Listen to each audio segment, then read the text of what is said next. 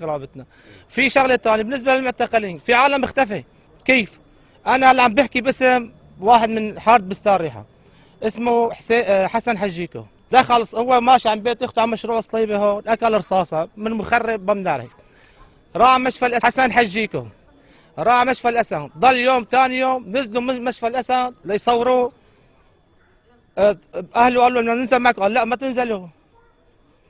يصوروه بالاشعه يعني. بالاشعه ليطمنوا انه حالته مستقره. رجع ثاني يوم، بعد ساعه 2 3 اختفى. ولا ما مبين. اهله راح هو مصاب يعني.